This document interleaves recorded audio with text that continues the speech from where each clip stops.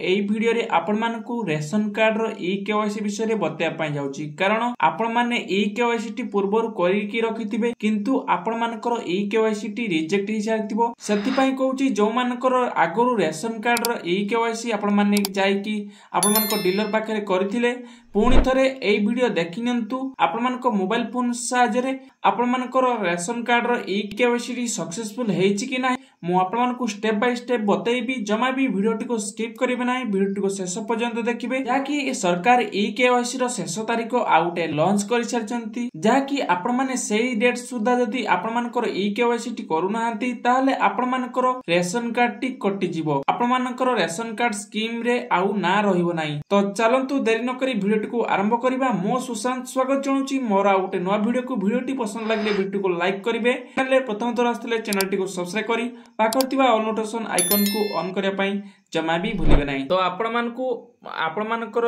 E KYC रो status T को check करिया पई हेले आपण मानको क्रोम ब्राउजर बा जे कोनोसी ब्राउजर को जाई गूगल को जिबे गूगल को जाई एडी कोन सर्च करिवे food Odisha e KYC status आपण माने एटा सर्च करिवे एटा सर्च करला परे देखि परथिबे सामने रे आपण मानकर food supply and consumer welfare department देन आपण माने एई प्रथमे जो लिंक आछी आपण माने सेई लिंक रे क्लिक करिवे बा सेई वेबसाइट रे क्लिक करिवे सेई वेबसाइट रे क्लिक करला परे आपण मानकु डायरेक्टली आपण मानकर ई केवाईसी माने ई केवाईसी स्टेटस मेनू को शो कर जिवो आपण मानकु अलगा किछि मेनू को जिबार नाही देन आपण माने देखि परथिबे एठी आपण मानकर आधार कार्ड नंबर टी देई परिबे चेक करिया पई हेले नहले आपण मानकर रेशन कार्ड नंबर टी देई परिबे जेमिति भाबरे मु एबे देई दोची आपण मानक सामने रे आपण माने देखि परथिबे रेशन कार्ड नंबर टी को टाइप कला परे एठी आपण मानकर स्कीम टी को सिलेक्ट करिवार अछि आपण मानकर नेशनल फूड डिपार्टमेंट रे जाउची कि स्टेट फूड डिपार्टमेंट रे जाउची आपण माने ताको सिलेक्ट करनेबे जेहेतु मोर नेशनल रे जाउची मु नेशनल को सिलेक्ट करूची एनएफएसए को सिलेक्ट करनउची जदी आपण मानकर स्टेट थिबो आपण माने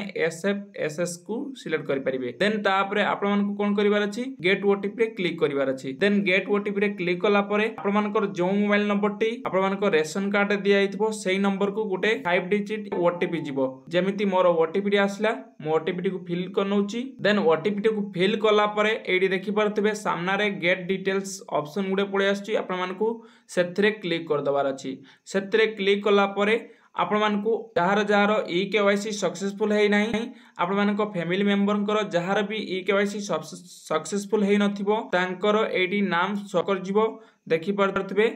फुल डिटेल्स रे आपण मानकु कहि दोची देखि परतबे आपण मानकु मो देखै दोची एई पट को आपण मानकु स्क्रॉल करिवार अछि एई पट स्क्रॉल कला परे आपण माने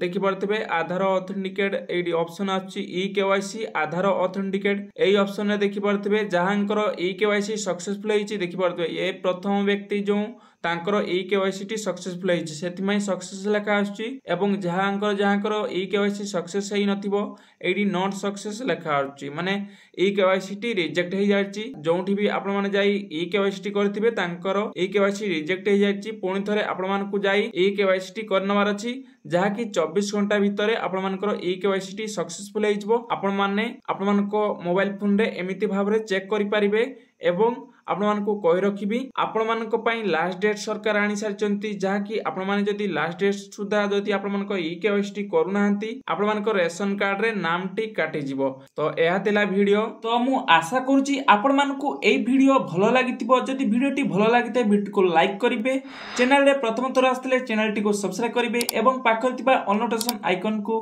क्लिक करिया पई जमा भी भूलिबे नै एवं आपण माने कमेंट करंतु कोन डिस्ट्रिक्ट रो आम वीडियो देखुचंती रहुची जय जगन्नाथ।